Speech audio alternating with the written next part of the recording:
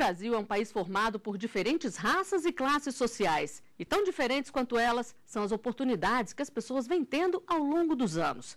A solução encontrada para tentar diminuir a desigualdade foi a adoção de ações afirmativas por meio de reservas de vagas, que ficaram conhecidas como cotas. O programa Artigo 5º está começando e vai mostrar quem pode se beneficiar desta política e como fazer valer este direito. O artigo 5º determina que homens e mulheres são iguais em direitos e obrigações.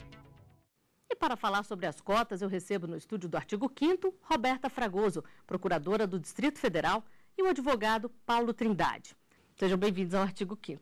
Doutora Roberta, eu gostaria que a senhora começasse explicando para a gente como é que surgiu esse sistema de cotas no Brasil. O sistema de cotas ele foi implementado pela Universidade Estadual do Rio de Janeiro. Depois, ele foi implementado aqui na Universidade de Brasília.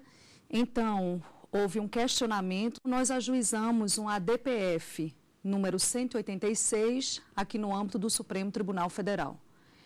Na ocasião, o Supremo declarou a constitucionalidade da reserva de vagas para negros na UNB, mas essa decisão tem efeito vinculante para toda a administração pública, federal, estadual, municipal e todos os órgãos do Poder Judiciário. Então, nesse sentido, muito embora não tenha efeito vinculante para o Legislativo, mas foi o pontapé que faltava para a votação, na época, da lei que instituiu as cotas raciais para universidades, que foi a Lei 12.711/2012. E, em momento seguinte, no âmbito dos concursos públicos federais, surgiu a Lei 12.990/2014, implementando cotas para concursos públicos federais. Doutor Paulo, e o que mudou no país desde que foi implementada essa política de cotas? Na verdade, a gente teve uma materialização do princípio da igualdade. Então, a gente precisa analisar sob uma ótica da origem do país. Então, você tem, por natureza, um país que exclui. Então, a partir do momento que o Estado se propôs a fornecer a educação e esse Estado, pela sua raiz, ele exclui as suas minorias, permitiu que um grupo específico que era excluído do acesso à educação que o próprio Estado se propôs, ter acesso, só que agora de forma material, substancial. Então, analisando numa ótica constitucional, eu deixo de apenas identificar o princípio da igualdade como algo formal para trazer à sociedade, e principalmente esses grupos que originalmente são escolhidos, a acesso de forma universitária ao estudo e aos concursos públicos, etc. E o que começou nas universidades ganhou também o mercado de trabalho. Com a Lei das Cotas Raciais, sancionada em junho de 2014, 20% das vagas em concursos públicos federais devem ser destinadas a negros e pardos, quando o número de vagas for igual ou maior que 3. O sistema vai ser diferente do que é adotado pelas universidades, mas a nota de corte será a mesma para as vagas reservadas e para o restante dos candidatos. A expectativa é que, com a entrada em vigor da lei de cotas para concursos, o número de negros e mestiços aumente no serviço público. Hoje, esse índice chega a 30%, enquanto dados do censo feito pelo IBGE em 2010 mostram que 50,7% da população brasileira é composta por negros e mestiços.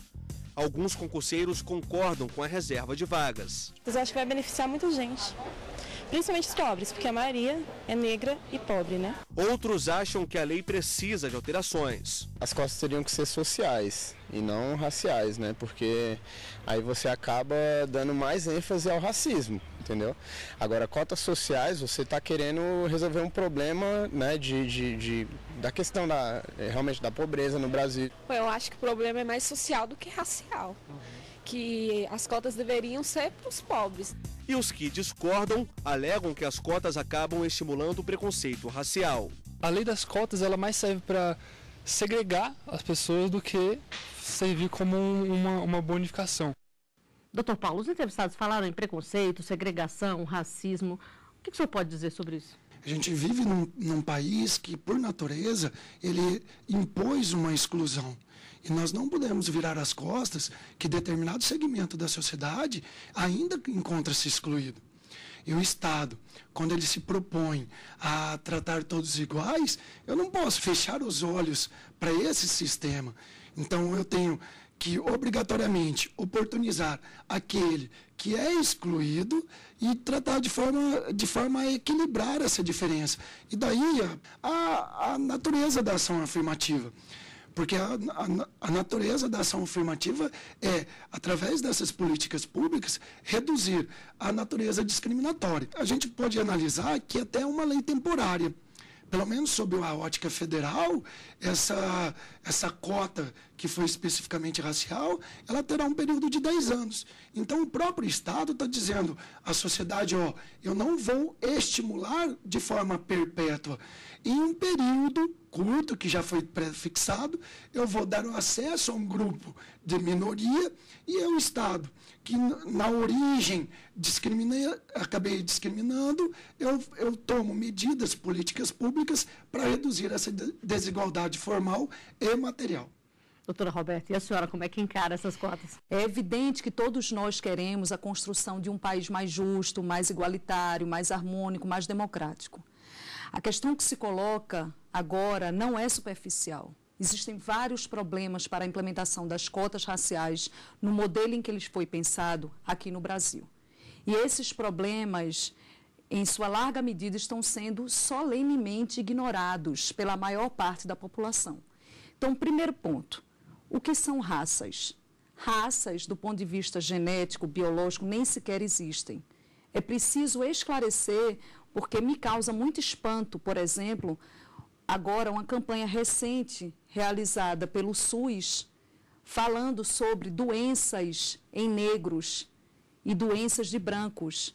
Isso, do meu ponto de vista, é você ressuscitar ideais racistas como se dos nossos, cada ser humano possui 25 mil genes, dos quais apenas 10 correspondem à cor da sua pele. Não há qualquer correlação entre raça, a ideia genética de raça, e diferenças estruturais nos seres humanos. Não é possível você distinguir pessoas com base em cor da pele. O que a senhora acha que deveria ser feito, então? Então, inicialmente, todo esse modelo baseado em raça, ele é um modelo que se encontra totalmente ultrapassado porque raças não existem. Todavia, o racismo, ele existe ainda como uma perspectiva cultural.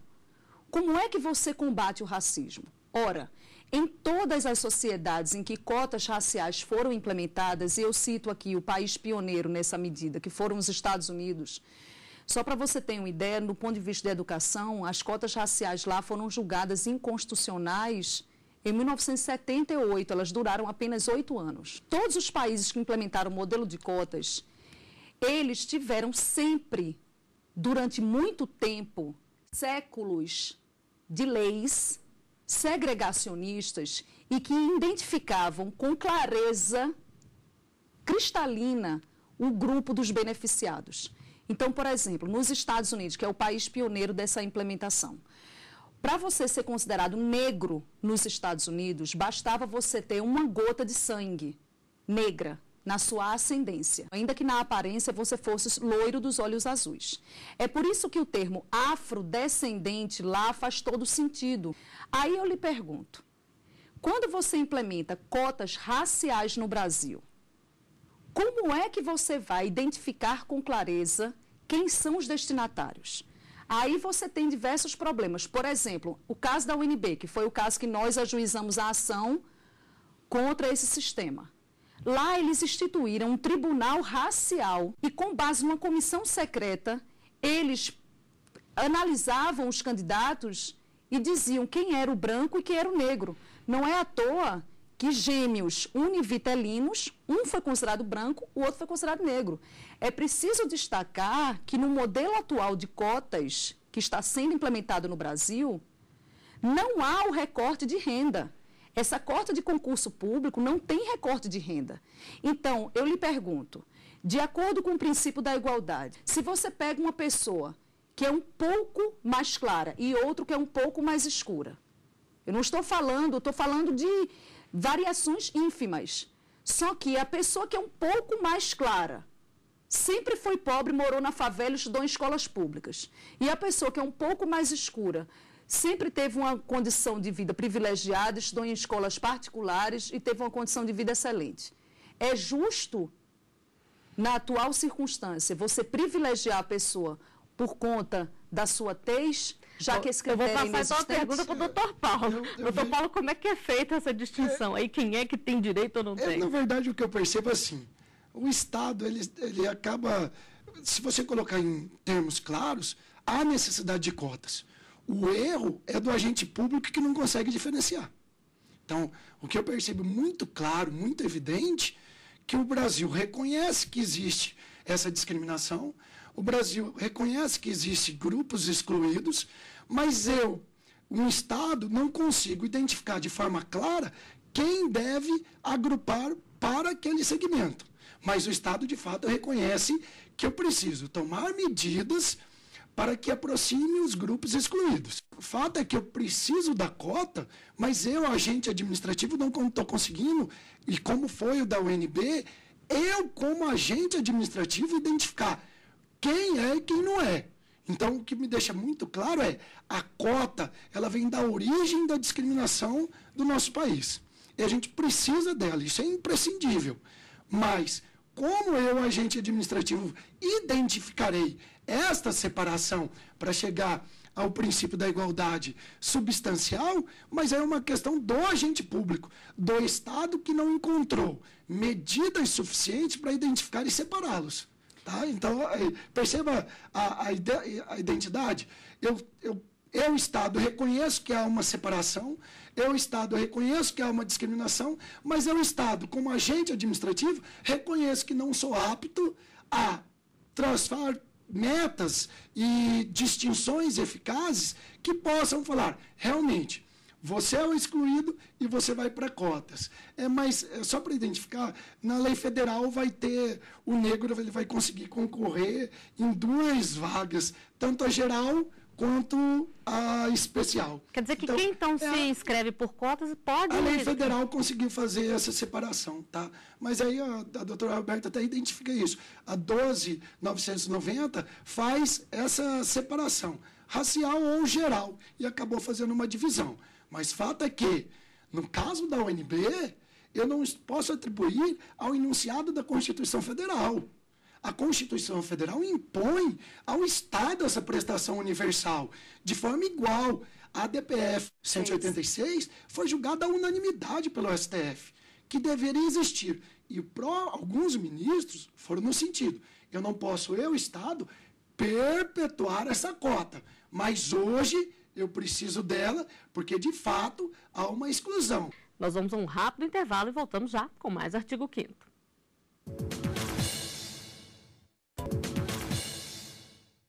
Estamos de volta com o Artigo 5º. Eu recebo aqui no estúdio da TV Justiça o advogado Paulo Trindade e Roberta Fragoso, procuradora do Distrito Federal e autora de um livro sobre o tema. No programa de hoje estamos falando sobre cotas em universidades e no serviço público. E a Lei 12.711 de 2012 dispõe sobre o ingresso nas universidades federais e nas instituições federais de ensino técnico de nível médio. De acordo com a lei, as instituições federais vinculadas ao Ministério da Educação devem reservar em cada concurso para ingresso nos cursos de graduação, por curso e turno, no mínimo 50% das vagas para alunos que tenham cursado integralmente o ensino médio em escolas públicas.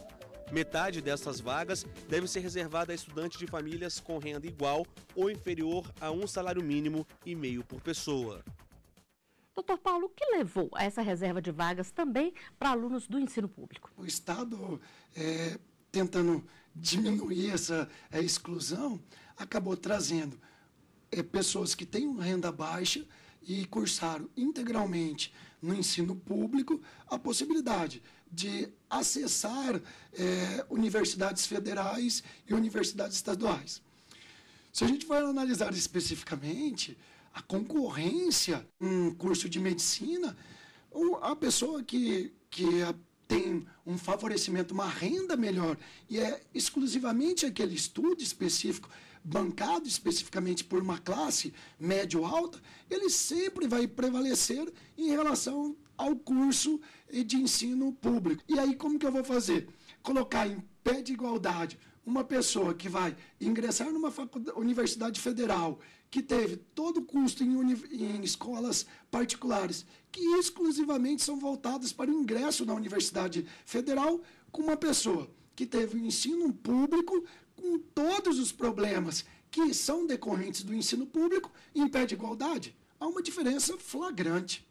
Doutora Roberta, os críticos desse sistema falam que deveria ser melhorado o ensino público em vez de se estipular cotas. O que a senhora tem a dizer sobre isso? Bem, eu sou a favor das cotas sociais como uma medida paliativa, até mesmo porque hoje em dia, com todo o discurso de ação afirmativa, de resgate daqueles que são excluídos historicamente, não há como, no estado atual da arte, você se declarar totalmente contrário às cotas.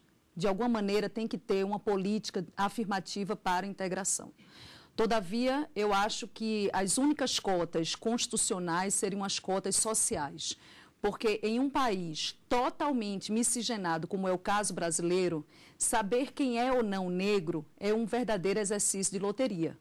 Veja bem, a Convenção 169 da ONU, da OIT, ela determina que a identidade ela só pode ser autodeclarada.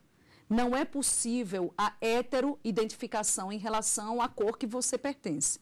Veja bem, só para você ter uma ideia, houve um PNAD, que é o Programa Nacional de Amostragem Domiciliar, de 1976. Ele foi o único que deixou livre para os pesquisados dizerem a cor a qual eles pertencem.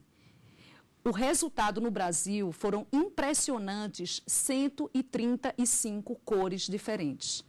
O que mostra que o brasileiro sempre teve uma dificuldade tremenda de se identificar do ponto de vista racial, já que a política de Estado racializado ou de institucionalização da ideia de raça nunca foi uma política oficial do Estado, diferentemente do que aconteceu nos outros países, em que você não existe, não tem a categoria parda, não existe a categoria mestiça, ou você é branco ou você é preto. Então, em sociedades em que há essa bipolaridade, a implementação de uma cota exclusivamente racial, como foi o caso da África do Sul, Ruanda, Estados Unidos, torna-se mais fácil em termos de identificar os beneficiários. Agora, mas no Brasil, como é que fica? Doutor Paulo, como é que fica, então? A pessoa é que se autodeclara negra ou parda, como é que é? Ela tem que apresentar algum documento? Ele está na inscrição se declarando preto ou pardo e depois é submetido a uma comissão. A lei federal, pelo menos, ela impõe o critério pelo IBGE. Nas universidades federais, como tem uma lei diferente, submeteu-se à comissão que aí gerou a distinção de repercussão da UNB. Então, declara-se preto ou pardo na inscrição. O critério utilizado pela comissão será o do IBGE, mas em universidades federais, esse edital vai ter que ser previsto de forma expressa e submetido a uma comissão. Mas eu volto a dizer, o problema está no agente administrativo, que não consegue identificar quem é, de fato, preto ou pardo, e aí a gente tem uma falha de estrutura na identificação para que permita aquele, de fato, que é merecedor dessa cota, ingressar no critérios de cota. Como corrigir esse defeito, então, doutor? Bem, a forma são as cotas sociais. Porque, veja bem, por meio de uma cota social, você tem como definir por critério objetivo quem é o beneficiário da medida. Então, por exemplo, você poderia juntar 2 critérios. Ter estudado em escola pública toda a vida. Aliado a esse critério, a gente colocaria o critério de renda mínima per capita. E aí você diz, mas isso ajudaria os negros? Sim, é evidente. Por quê? Porque dentre os pobres no Brasil, 73% são negros. E aí você teria uma forma de integrar majoritariamente os negros sem criar os problemas de um Estado racializado. Como é que o senhor vê isso, doutor Paulo? Não deixa de existir cota.